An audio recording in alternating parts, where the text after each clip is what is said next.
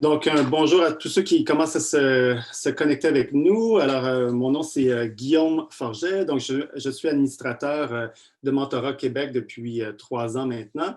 Et puis, ben, c'est moi qui vais être le maître de cérémonie aujourd'hui. Et puis, ben, c'est ça, en attendant qu'on ait juste peut-être encore une petite minute ou deux là, pour laisser les participants se connecter. Et en attendant, ben, je vais en profiter là, pour juste mentionner aussi deux prochains événements qui vont avoir lieu c'est ça, dans le cadre de notre série là, de webinaires qui va terminer la saison. Donc le 9 juin prochain, on va avoir un autre webinaire qui est un peu, on dirait, une suite avec celui d'aujourd'hui, aujourd'hui, c'est sur l'état du mentorat chez les jeunes au niveau du Canada. Et puis, le 9 juin prochain, on a commencé une collaboration avec EMC France, donc qui est une institution de mentorat au niveau européen, mais on a développé une collaboration avec la section France qui vont nous donner un peu la perspective du mentorat en France. Il y a beaucoup de choses qui bougent prochainement dans les prochaines années, dont une nouvelle politique nationale avec le président Macron qui a déterminé une nouvelle stratégie, là, un mentor, un jeune. Alors, ils vont nous entretenir là-dessus. Alors, ça va être vraiment intéressant de voir un peu la perspective au niveau du Canada aujourd'hui. Puis, dans 2 semaines, vous pourrez vous joindre à nous pour l'état du mentorat en France.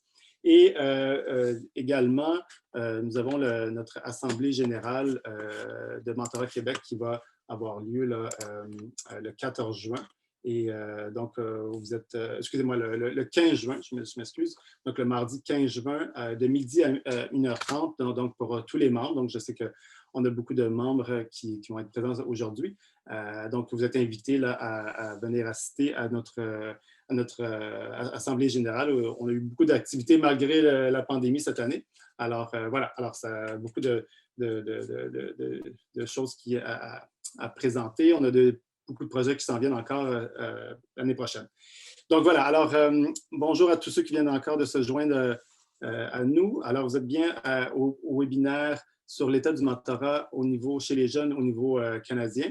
Et donc, ben c'est ça, on va commencer aujourd'hui par une présentation d'une demi-heure, de 25 minutes environ avec Véronique Church-Duplessis de Mentor Canada. Donc, c'est une nouvelle collaboration qu'on a développée au cours de la dernière année. Et puis, on a justement, donc Mentor Canada a réalisé une étude cette année au cours de la dernière année sur l'état du mentorat chez les jeunes. Donc, ils ont fait 3 études qui ont combiné en une recherche que va nous présenter.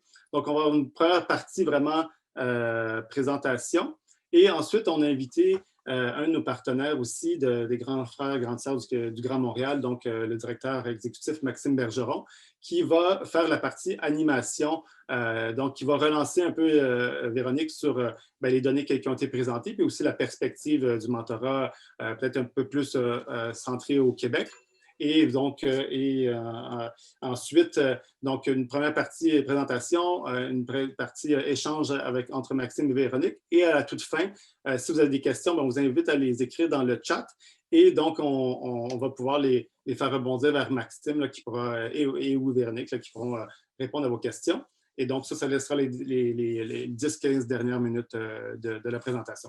Alors, voilà. Alors, juste pour vous informer, le webinaire sera enregistré et il sera accessible sur notre site web de Mentorat Québec d'ici quelques jours par la suite.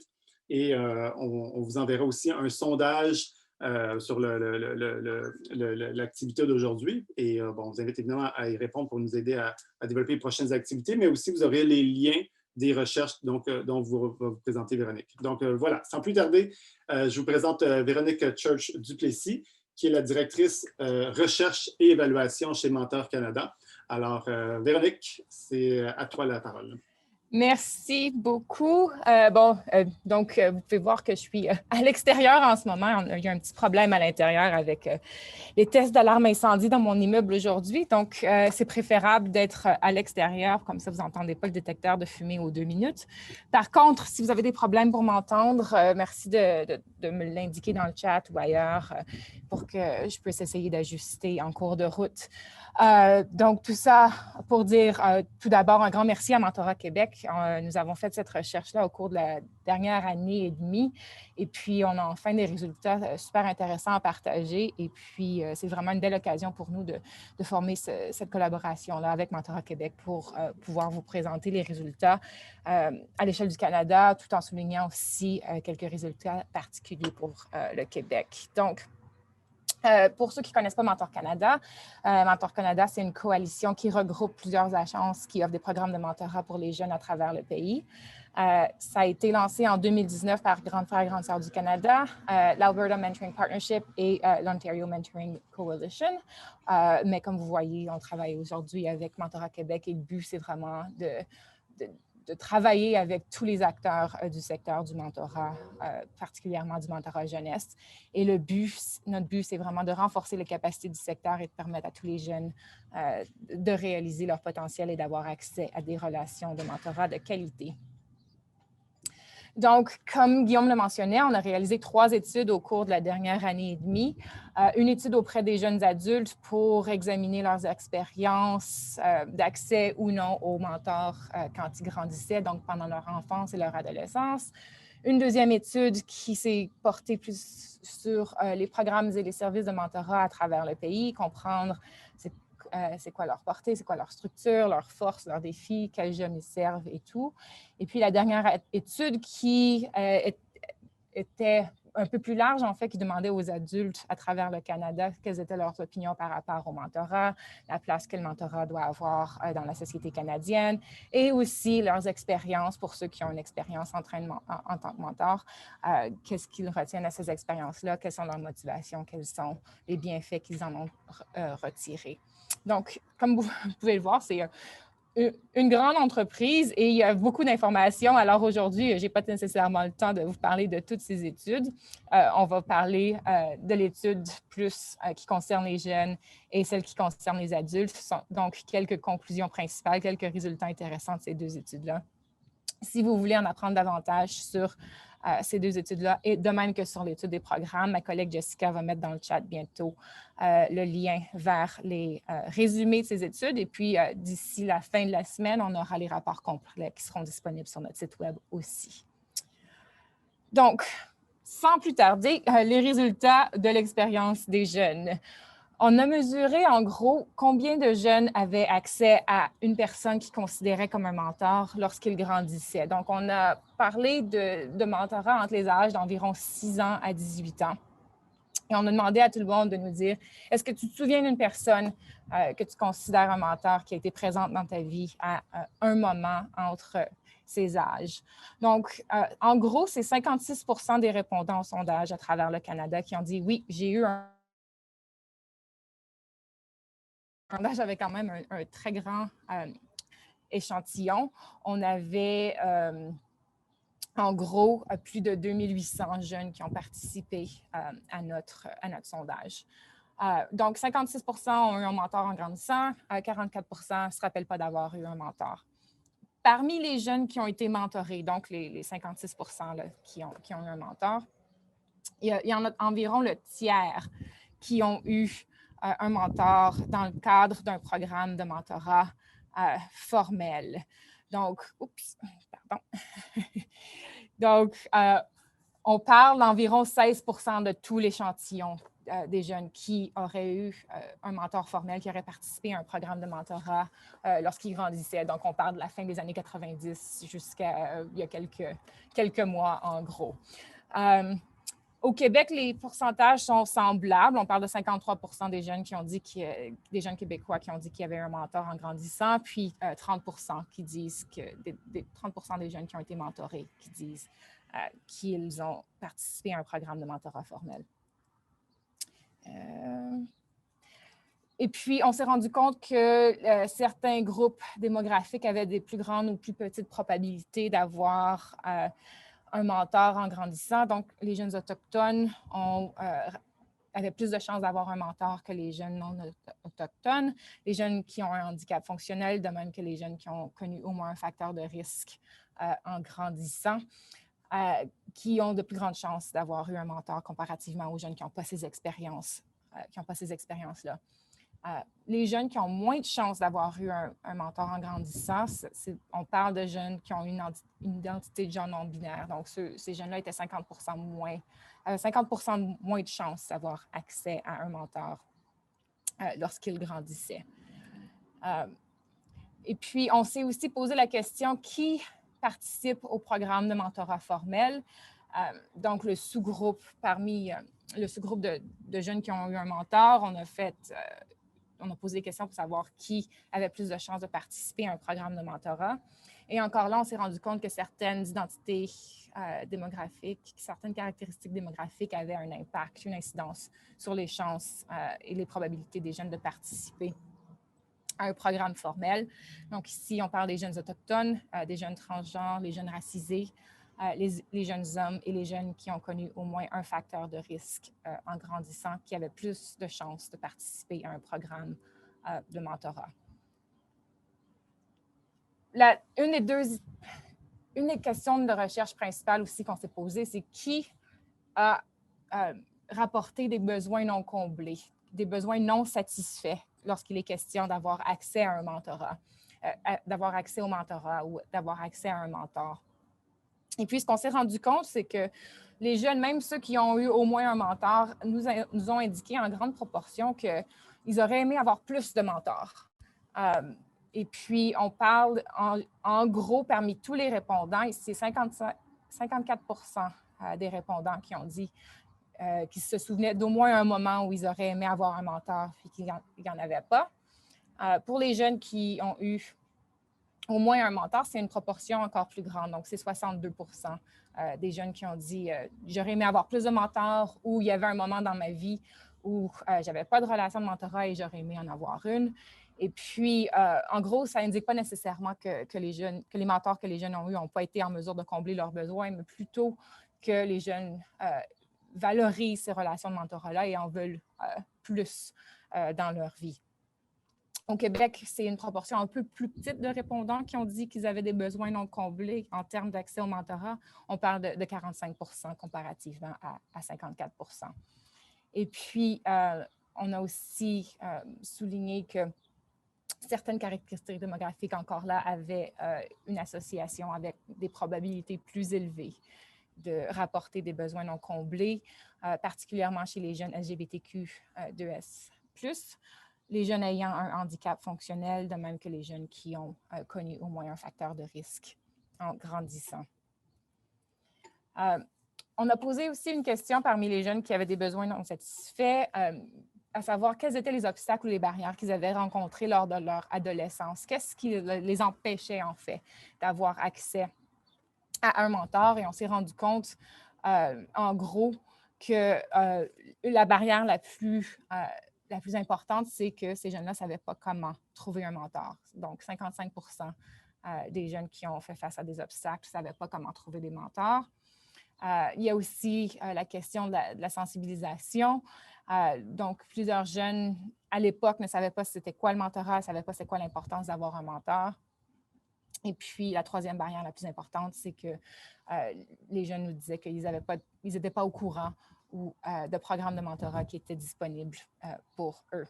Donc, c'est des barrières que Mentor Canada essaie d'adresser un peu au travers de son travail à l'échelle du Canada. Donc, si vous êtes intéressé, vous pouvez aller sur notre site pour en apprendre davantage sur le connecteur, qui est une base de données de programmes disponibles pour les jeunes à travers le Canada. Et puis, on a posé des questions pour les jeunes qui étaient mentorés, les jeunes qui ont un mentor. Quel soutien, quels appuis les mentors leur ont fournis lorsqu'ils grandissaient? Et puis, en gros, on voit que, bon, oui, un des aspects importants d'une relation de mentorat, c'est de passer du temps à s'amuser ensemble.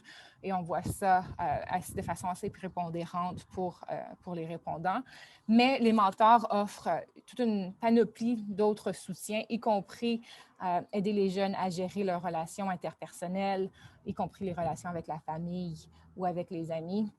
De même que l'acquisition de compétences ou d'habiletés liées à leur réussite scolaire, à leur réussite professionnelle, de même que des compétences ou des habiletés fondamentales pour la vie quotidienne, comme cuisiner ou gérer ses finances.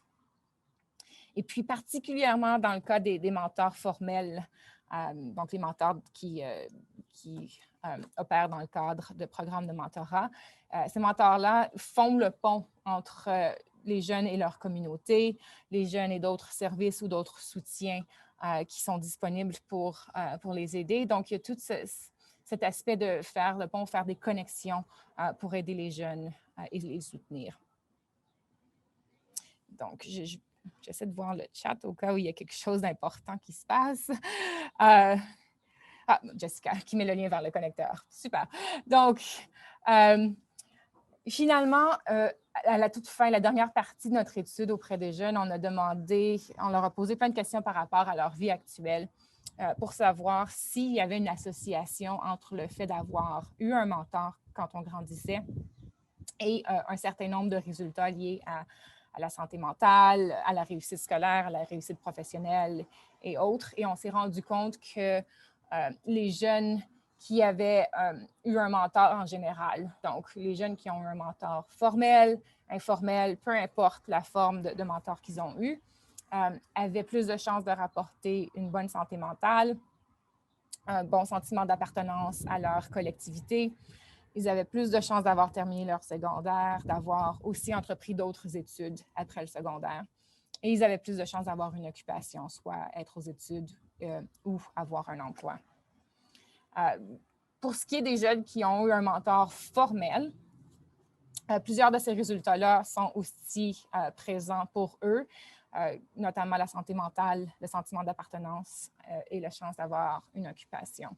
Et puis, pour tous ceux qui sont bien familiers avec le milieu du mentorat, vous ne serez pas surpris avec les 2 dernières données ici. Les jeunes qui sont mentorés continuent à être intéressés par le mentorat en grandissant et sont intéressés à devenir des mentors à leur tour. Donc, je pense que Jessica va pouvoir faire ça pour nous. Mais on a créé un tableau interactif, un tableau de bord qui vous permet d'explorer les résultats les résultats par rapport à l'accès au mentorat des jeunes, à l'accès au mentorat formel, de même qu'aux besoins non comblés des jeunes. Vous pouvez explorer par région, par âge des répondants, par identité de genre et tout ça. Donc, si vous voulez aller explorer le tableau de bord, le lien sera disponible dans le chat sous peu et c'est un outil qui est très pratique, en gros, pour avoir des données rapides quand vous faites des demandes de subventions ou des documents de marketing et quoi que ce soit. Donc, je voulais juste attirer votre attention sur cet outil-là qui est assez populaire auprès des gens qui y ont eu accès. Maintenant, pour juste voir le temps, OK, c'est bon. Pour la deuxième étude par rapport aux opinions, aux expériences des adultes, on a en gros demandé qui avait été un mentor, qui avait mentoré un jeune depuis l'âge de 18 ans. Et puis, on s'est rendu compte que, bon, il y a 69 % des répondants. Encore là, on avait un bon échantillon, on avait 3500 répondants pour cette étude-là. Il y avait 69 % des gens qui ont participé à cette étude-là qui ont dit « Non, moi, je n'ai jamais été un mentor ». Il y avait 8 % des gens qui ont dit « Oui, moi, je suis un mentor actuellement » ou il l'avait été au cours des 12 derniers mois. Et puis, il y avait un 23 % des répondants qui avaient été mentors par le passé, mais qui ne l'étaient plus actuellement. Donc, en gros, c'est environ 31 %, près du tiers des répondants qui ont dit qu'ils avaient une expérience quelconque en tant que mentor pour une jeune personne en bas de l'âge de 25 ans.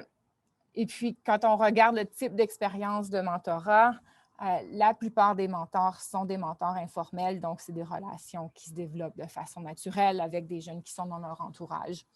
et seul environ 10% des répondants avaient une expérience dans le cadre de programmes de mentorat formel. Donc, le mentorat informel demeure très important dans notre société. Je n'ai pas les chiffres du Québec tout de suite. J'espère les avoir au cours des prochaines semaines. On espère ajouter d'autres sections au tableau de bord interactif que je vous ai montré tout à l'heure et éventuellement, on espère avoir des données plus précises pour le Québec. On a posé des questions par rapport aux motivations des mentors. Qu'est-ce qui les ont amenés à devenir des mentors pour les jeunes dans leur entourage? Et puis, une des plus grandes raisons est de vouloir transmettre ses connaissances ou son savoir-faire, son expérience aux jeunes dans son entourage. Mais aussi, on voit qu'un grand nombre des mentors... Oh, là, il y a un souffle-feuille, j'espère que ça que vous ne l'entendez pas. Donc, il y a un bon nombre de mentors qui s'impliquent lorsqu'ils voient un besoin particulier chez une jeune personne et qu'ils sentent qu'ils peuvent les aider. Donc, répondre à un besoin spécifique est une motivation très importante pour les mentors actuels et les anciens mentors. Et on va voir dans quelques instants que c'est aussi une motivation importante pour ceux qui ne sont pas des mentors, mais qui pourraient peut-être le devenir dans l'avenir. Et puis, pour les mentors anciens ou actuels, les valeurs sont aussi des motivations importantes, y compris les valeurs de rendre service aux autres ou des valeurs d'équité ou de justice sociale.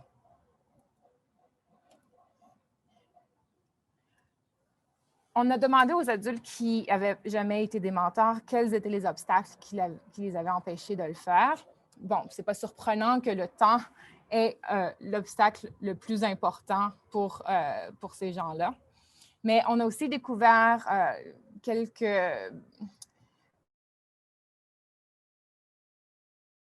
fait qu'il y a quand même un bon nombre d'entre eux qui ne croient pas avoir les compétences, les aptitudes nécessaires pour répondre aux besoins des jeunes. Donc, il y a un manque de confiance en leurs aptitudes et leurs capacités, ou il y a des mythes par rapport à ce que c'est le mentorat qui fait en sorte que ces gens-là pensent qu'ils ne sont peut-être pas assez un produit fini et puisqu'ils n'ont pas terminé leur cheminement personnel, ils ne seront peut-être pas en mesure de soutenir une jeune personne. Donc, ça, c'est un mythe assez important parmi les adultes qui n'ont jamais été des mentors.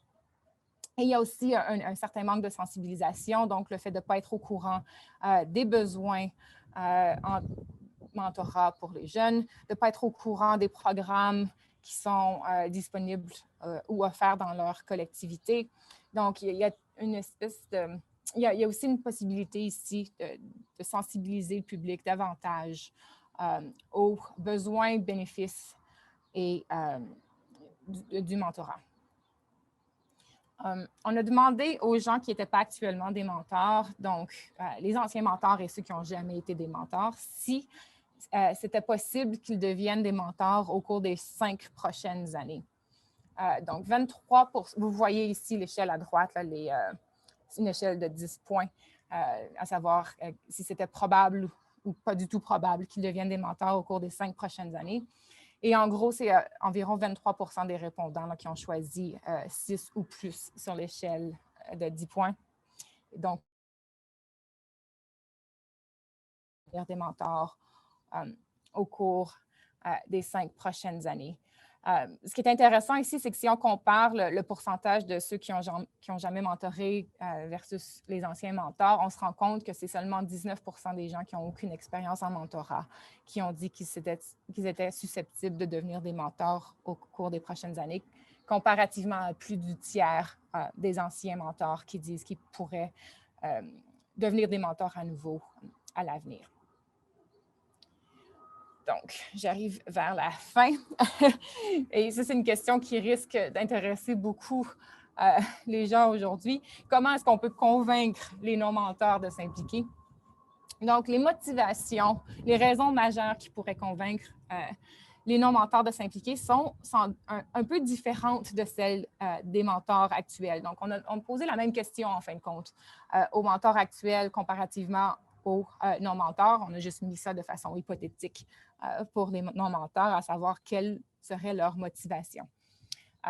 Et ce qui ressort, en gros, c'est que les demandes directes de la part d'un jeune ou des parents d'un jeune sont des motivations importantes qui pourraient persuader les non-mentors de s'investir dans une relation de mentorat.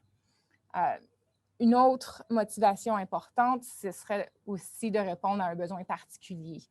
On a vu cela, c'est un peu la même chose que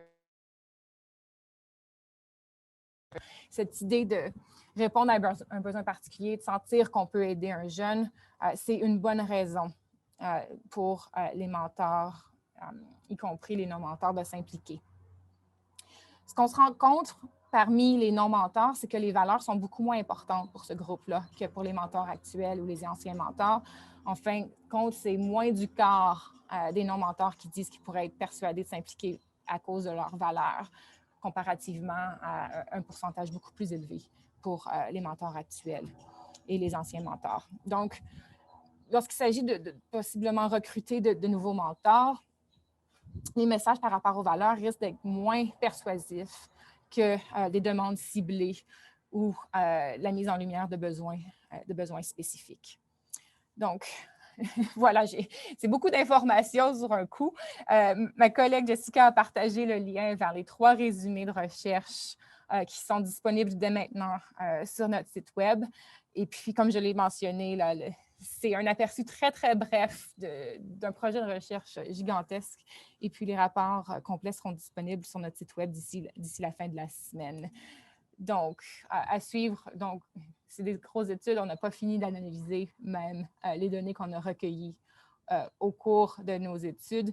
Et puis, au cours des prochains mois, on compte faire une analyse des sous-groupes démographiques pour comprendre, par exemple, si les résultats associés à l'accès au mentorat sont semblables ou différents selon l'identité et les caractéristiques démographiques des jeunes.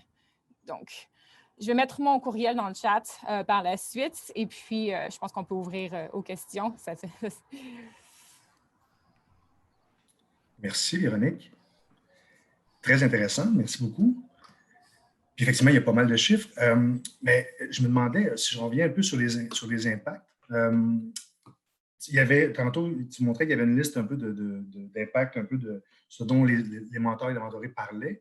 Mais, puis, en fait, ce qui a été le plus significatif, puis est-ce qu'il y a d'autres impacts plus psychosociaux qui sont apparus au-delà de ce dont ils ont parlé ou ce sur quoi ça les a aidés? Mais les enfants ou les jeunes ont-ils identifié d'autres impacts plus psychosociaux? Il y a quelques trucs qui ressortent un peu, dont le fait que les mentors ont une influence considérable sur la confiance en soi des jeunes, sur leur optimisme, leur espoir pour l'avenir, sur leur estime d'eux-mêmes et tout ça. Donc, il y a tout ce côté-là où on a posé la même question en fait aux jeunes puis aux adultes dans les 2 études et on se rend compte que les jeunes même rapportent des pourcentages plus élevés de l'influence que leurs mentors ont eu sur eux par rapport aux adultes. Donc, les mentors peut-être sous-estiment parfois l'influence qu'ils peuvent avoir sur les jeunes qu'ils mentorent. On a aussi trouvé que pour les jeunes qui avaient accès à un mentor en grandissant, on a utilisé une 2e mesure là, pour la santé mentale et dans ce cas-là aussi, on voyait des résultats plus positifs pour ceux qui avaient accès à un mentor.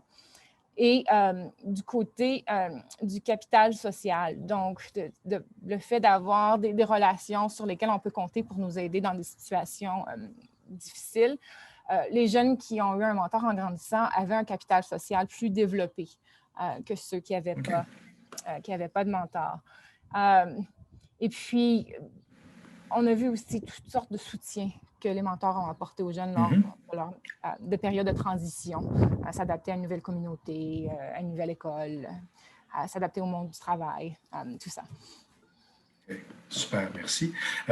Autre petite question, mais par rapport aux jeunes qui ont présenté les facteurs de risque, là, tantôt, le chiffre que tu disais, c'était plus qu'un facteur de risque. Est-ce que l'effet du mentorat ou de la personne mentorée, de la relation significative pour un jeune qui aurait eu beaucoup de facteurs de risque, est-ce que vous avez mesuré, est-il plus important l'effet pour un jeune qui a eu on identifie plusieurs facteurs de risque?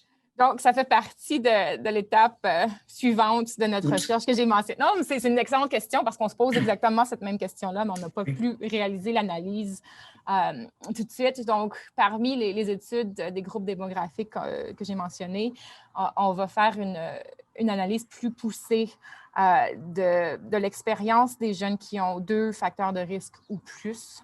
Parce que, c'est pas énorme. Non, c'est ça. Il y a des trucs comme manquer quelques cours à l'école qui ne sont pas sur le même niveau, par exemple, que d'avoir un parent qui passe du temps en prison. C'est un facteur de risque un peu différent.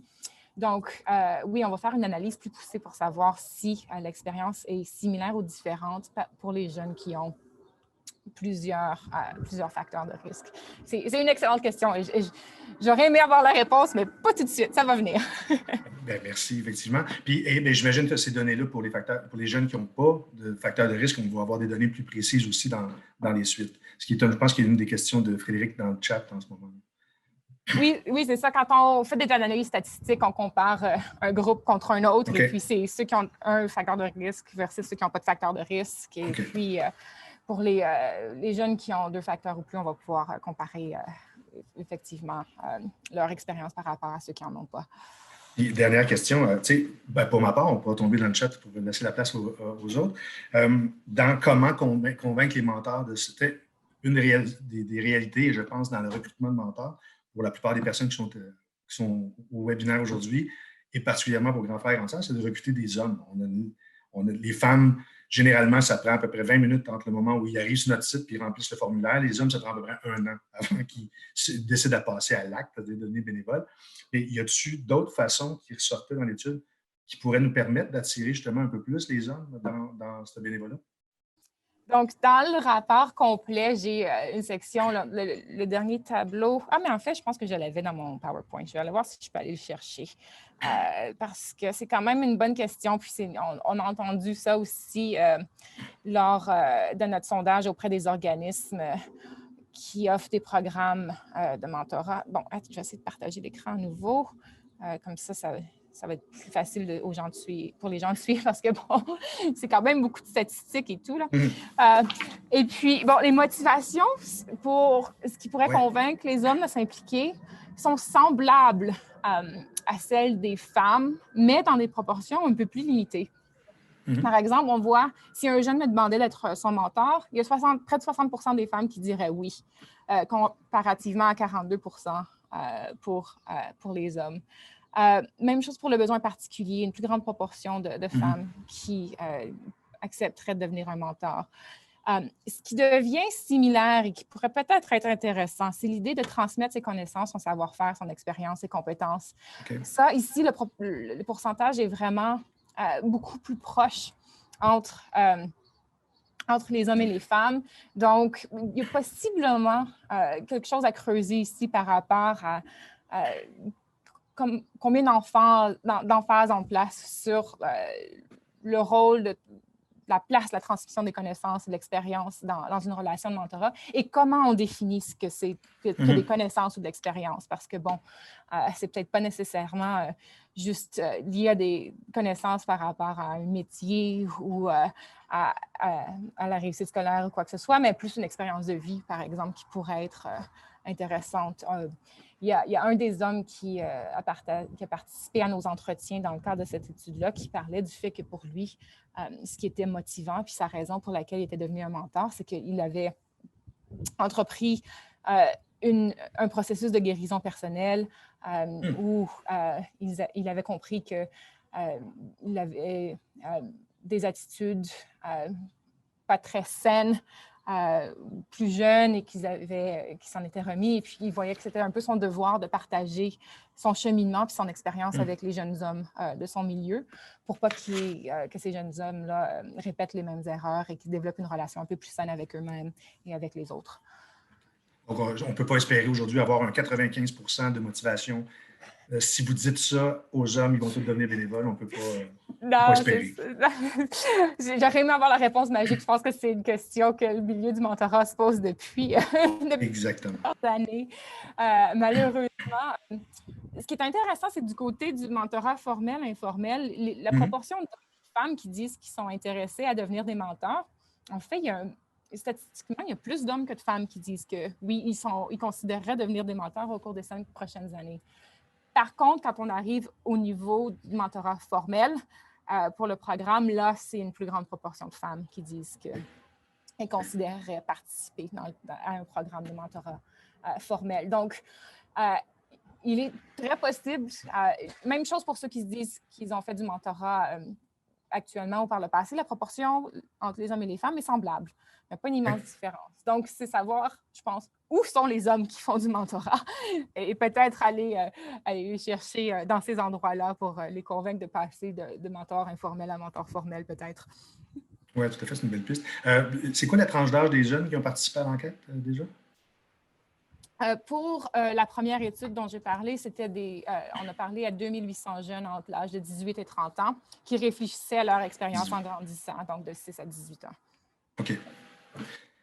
Je me demandais s'il y avait des gens qui, parce que là, j'ai essayé de reprendre 3 éléments qui étaient dans le chat. Est-ce qu'il y a d'autres gens qui ont d'autres questions? Excusez, Maxime, c'est Guillaume. Ah oui, vas-y. En fait, j'ai une question un peu pour toi, dans le sens où, en tant que directeur de Grand Frère Grande Sœur, mais est-ce que en observant ces résultats, ces données-là, comparativement, parce que toi, tu étais aussi pas mal sur le terrain, cette population-là de jeunes, donc est-ce que tu es surpris ou est-ce que ça confirme des choses ou est-ce que, puis comment ça peut avoir une influence sur un peu vos actions, vos pratiques? Ça fait 3 questions en une. Oui, mais merci. Je vais essayer de me souvenir des 3. Mais c'est une bonne question, effectivement, mais je suis rassuré, en fait, pas tant surpris qu'un peu rassuré, où on a, nous, la prétention de dire, bon, on a regardé quels sont les impacts qu'on peut avoir. On a ce qu'on appelle une théorie du changement. Là. On s'est dit qui on veut desservir, comment et pour quels impacts qu'on veut, en axant notre travail sur le bien-être, la santé mentale, puis le développement des compétences personnelles et sociales, comme l'estime de soi, comme la conscience des autres, etc., etc.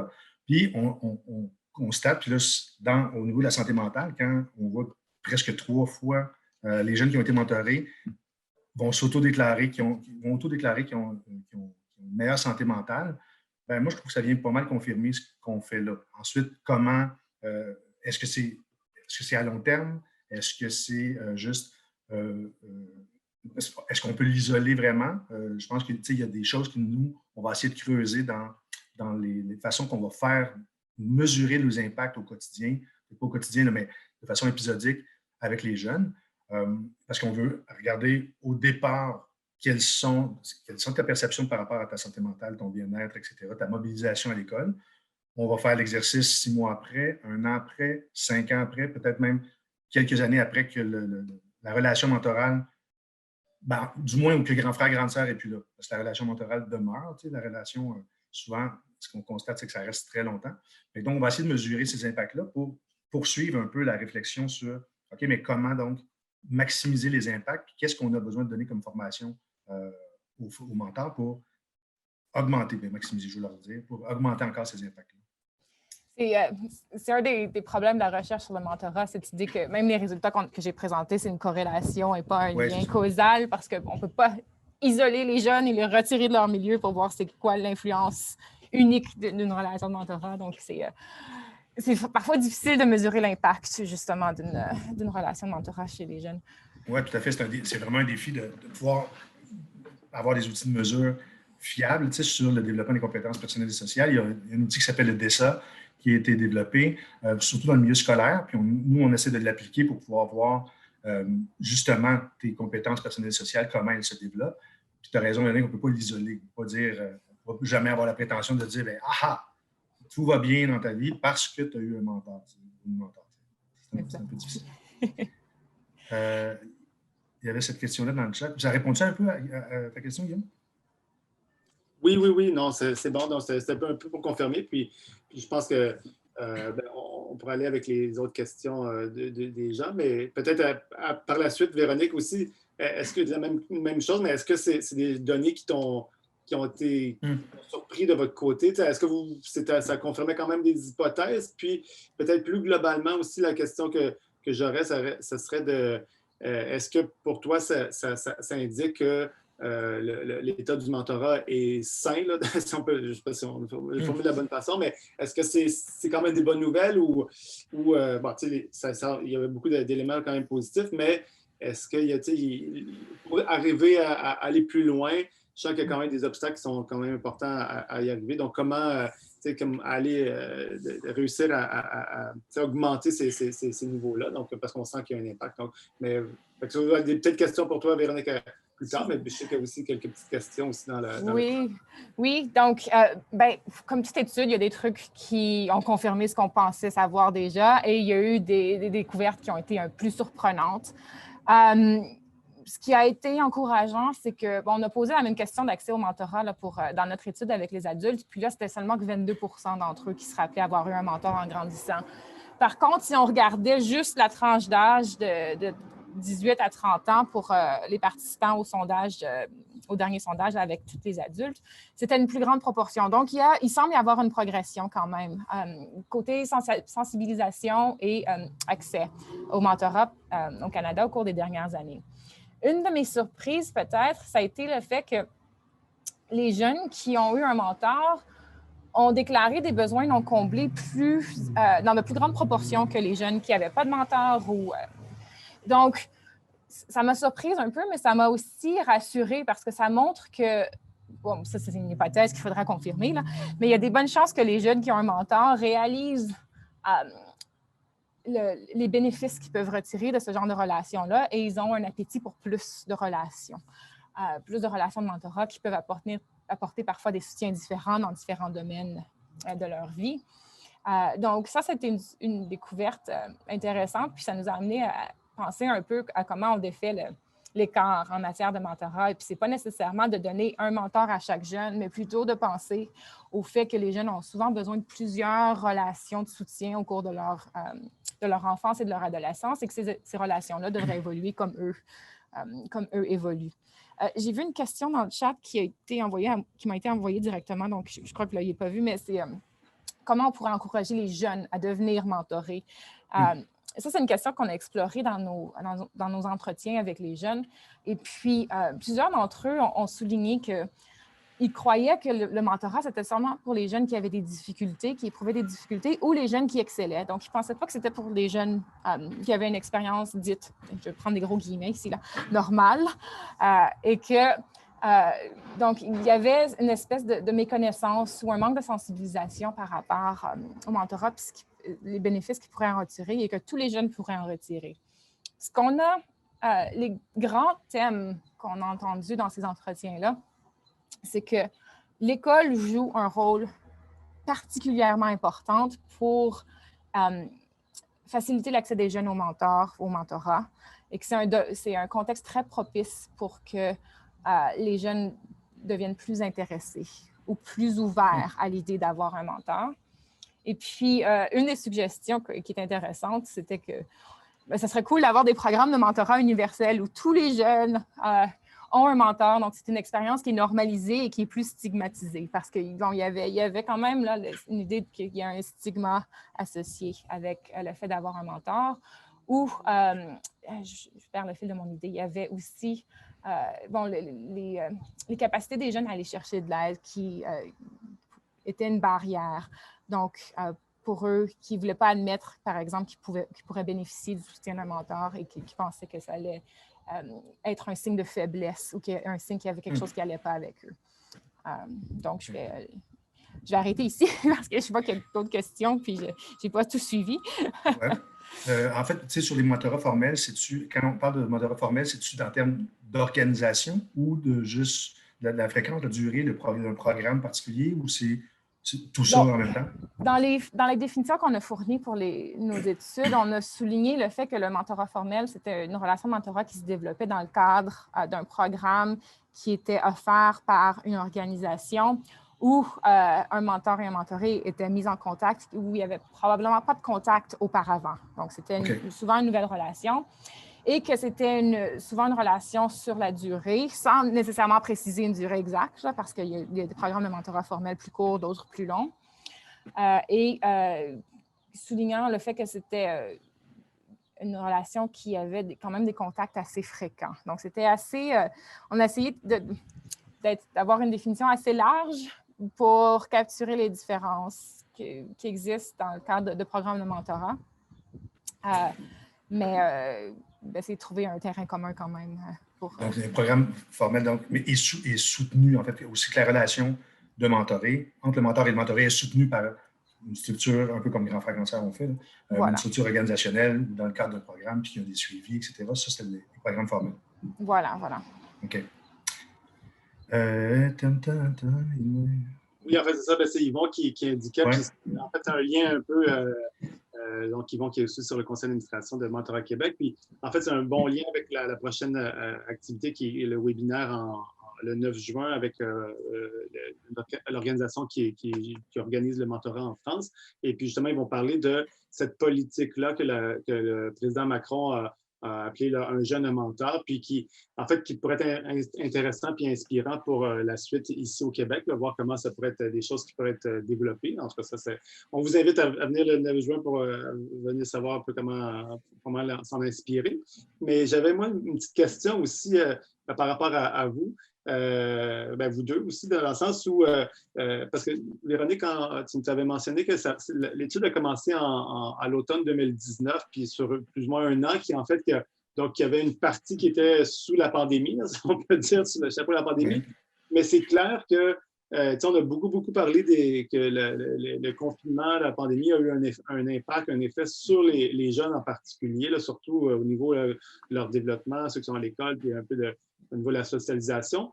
Est-ce que tu penses que ces chiffres-là, j'imagine qu'il faut garder en tête que c'était un peu pré-pandémie. Est-ce que tu penses que finalement les chiffres pourraient être plus...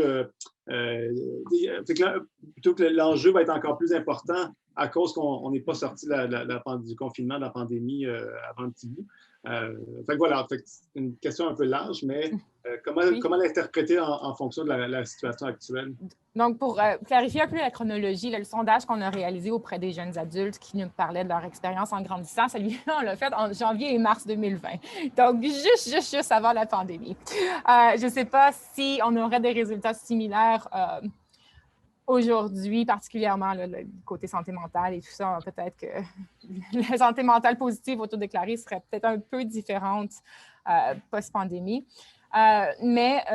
Bon, le sondage qu'on a réalisé auprès des adultes, la dernière étude dont j'ai parlé, celui-là, on l'a fait entre septembre et novembre 2020, donc bien au milieu de la pandémie.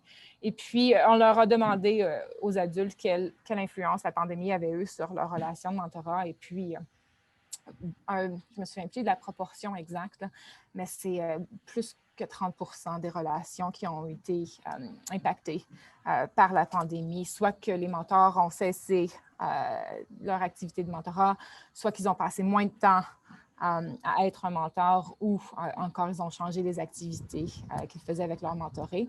Donc, bon, on a... le timing de notre étude n'était peut-être pas idéal parce que, bon, le domaine a sans doute changé depuis et puis on espère faire quelques autres études de suivi par la suite. Mais peut-être en fait que les relations... Bon, la pandémie a mis bien en relief à quel point les relations, les connexions qu'on a avec les autres sont importantes pour qu'on puisse s'épanouir.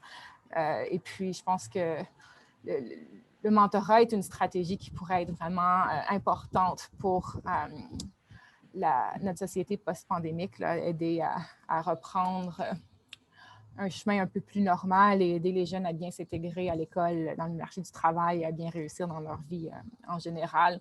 On voit que le soutien que les mentors apportent, c'est vraiment un soutien qui peut être holistique, là. Donc, ça peut aider les jeunes dans plusieurs domaines pour les aider à s'épanouir, justement.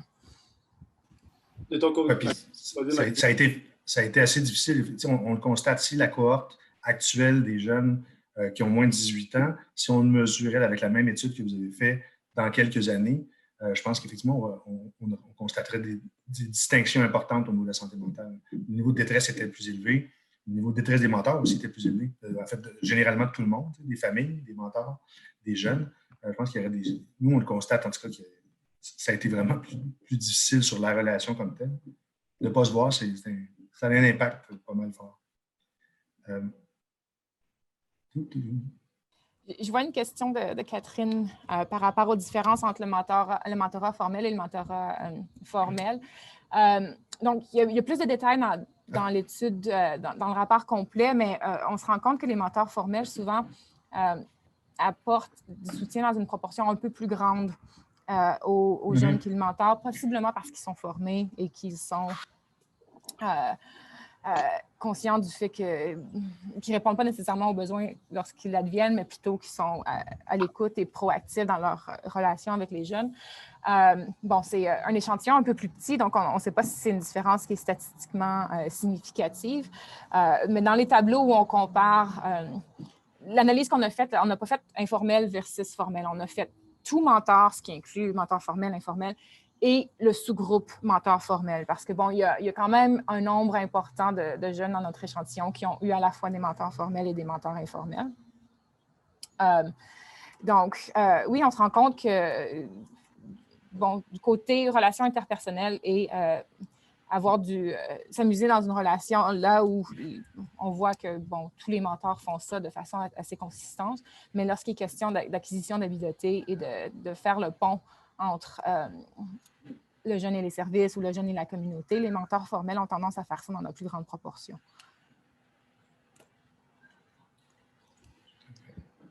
Et puis, je vois un commentaire de Lara disant que certaines relations se sont intensifiées. Oui, c'est ça, hein, le mentorat virtuel, c'est parfois... j'essaie de trouver l'expression en français, « anywhere, anytime ». Donc, il y a quand même la possibilité qu'il peut se développer de relations plus intenses. Et bon, il y avait un petit pourcentage d'adultes à notre sondage qui ont dit qu'en fait, ils ont passé plus de temps à être un mentor en raison de la COVID. Je pense que c'était près de 20 %, donc pas gigantesque, mais quand même, il y a la possibilité qui s'est développée pour certaines relations de devenir plus intenses. Oui, puis effectivement, il y avait effectivement les deux extrêmes. Il y a des gens qui en ont fait plus, mais il y a des gens qui ont arrêté aussi d'avoir cette relation mentorat. On était vraiment dans ce spectre-là. Avoir des données sur ce que recherchent les jeunes, des conseils, de l'écoute ou des... Oui, c'est vrai, c'est une bonne question. En fait, quand ils disaient « oui, j'aurais aimé ça avoir un mentor », ou un mentor supplémentaire, est-ce qu'il y avait des sujets particuliers? Y avait-il des raisons de motivation particulières? Ça, c'est quelque chose qu'on a pu explorer dans le cadre des entretiens. Puis, il y a deux thèmes qui ressortent là. Un, c'est le soutien autour des transitions. Donc, les périodes de transition, les jeunes qui ont participé à nos entretiens ont clairement indiqué que c'est là, particulièrement, qu'ils auraient pu bénéficier du soutien d'un mentor. Transition de nouvelle école, transition milieu postsecondaire qui voyait comme étant impersonnel et tout, et trouvaient que c'était une adaptation qui était difficile. Transition au monde du travail. Donc, il y avait vraiment ce moment-là qui était charnière pour eux, où ils auraient vraiment aimé avoir un mentor. L'autre thème qui était ressorti, je crois, par rapport à nos entretiens avec les jeunes, c'est que ils voulaient vraiment avoir une voix et un choix dans la création de leur relation de mentorat. Bon, c'est sûr que quand ils ont 6 ans, c'est pas mal plus difficile. Mais pour les jeunes adultes qui ont participé à nos entretiens, ils se souvenaient probablement plus de leur expérience à l'adolescence que leur enfance. Mais pour eux, leur voix était critique dans le choix de comment former une relation de mentorat et avec qui ils pourraient établir une relation positive, intéressante et bénéfique pour eux. Donc, c'était vraiment un thème qui était très, très, très important pour eux. J'ai abrégé dans le rapport complet, mais on a plusieurs pages d'entretien où une grande proportion des jeunes qui ont participé à nos entretiens ont dit que c'était critique pour eux de pouvoir faire part de leurs préférences. C'est primordial. Ils rentrent aussi dans la relation, il n'y a pas les autres aussi, puis ils ont le droit de choisir avec qui ils veulent entrer en relation. Tu as raison, leur voix est importante.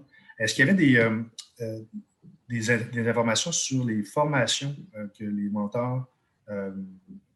c'est ça. Est-ce qu'ils ont souvent... En fait, la question, c'est est-ce qu'ils ont souvent mentionné le manque de formation dans les interventions auprès de la mentorée, puis donc le désir que ça soit comblé? D'une façon un peu indirecte, peut-être. Ce qui est ressorti, c'est que à la fois pour les mentors actuels et ceux qui considéraient devenir mentors dans le futur. Ils veulent vraiment se sentir capables de répondre aux besoins des jeunes et ils ont demandé une panoplie d'outils ou de ressources pour pouvoir les aider à remplir leur rôle. Parce qu'on voit vraiment que c'est un rôle qu'ils prennent au sérieux. Là. Quand on voit tous les outils qu'ils demandent, des outils sur la compétence culturelle, par exemple, des outils sur comment avoir des conversations difficiles avec les jeunes, comment soutenir les jeunes dépendamment de leur stade de développement. Donc, il y a vraiment comment établir une bonne relation avec la famille du jeune. Donc, on a proposé une liste d'outils dans le sondage, puis pour voir qu'est-ce qui pourrait plus intéresser les mentors potentiels que d'autres. Et finalement, on n'a pas pu prioriser parce qu'ils voulaient tout. Donc, et puis, côté formation pour les mentors actuels, ce n'est pas nécessairement là où on voyait une lacune, mais plutôt côté suivi et soutien. Donc, on a 2 mentors qui ont participé à nos entretiens qui ont indiqué qu'ils avaient une relation un peu plus difficile avec leur programme de mentorat. C'est parce qu'ils ne se sentaient pas épaulés. Ils ne sentaient pas que le programme était capable de leur fournir les ressources dont ils avaient besoin au moment opportun pour soutenir les besoins particuliers de leur mentoré, particulièrement au moment de crise. Donc, on avait 2 mentors qui ont vécu des crises importantes avec leur mentoré, qui trouvaient que le programme n'avait pas été assez disponible pour les aider et qui finalement avaient été laissés à eux-mêmes pour trouver d'autres soutiens pour les jeunes. C'était l'impression qu'ils avaient. Mais en gros, il y a peu de mentors qui ont rapporté des expériences négatives, là, donc ou même des défis dans le cadre de leur relation. C'était très, très positif pour pas mal tout le monde. Bien, merci. Je vais laisser la parole à Guillaume, oui. Oui, bien, en fait, moi aussi, je vais prendre le temps là, de vraiment vous remercier tous les deux parce que c'était vraiment très riche et très justement complet. En fait, complet. Je sais qu'il y a encore plus de données sur votre site. Puis on était vraiment content de pouvoir avoir Maxime aussi comme personne qui a les mains dedans, là, qui travaille au quotidien avec la réalité là, du mentorat chez les jeunes. Et puis, surtout que ça fait 30 ans que tu me disais là, que tu travailles auprès d'organisations jeunesse. Alors, tu connais bien la réalité, puis on apprécie vraiment d'avoir ton intervention. Ça rend la discussion encore plus pertinente. Et puis, vraiment, merci aussi à Véronique et Jessica aussi d'avoir accepté là, de cette collaboration-là. Pour nous, je trouve que c'est le rôle de Mentorat Québec, c'est aussi ça, c'est de faire vivre et connaître le mentorat à travers justement différents secteurs. Aujourd'hui, c'est la jeunesse, d'autres moments, c'est d'autres thématiques. Mais puis, on se sentait un peu interpellé là, donc, dans l'étude, Véronique, tu mentionnais comment faire susciter l'intérêt pour les mentors. Bien, c'est en partie un peu notre rôle qu'on essaie de faire vivre, là, de faire connaître le mentorat sous toutes ses formes.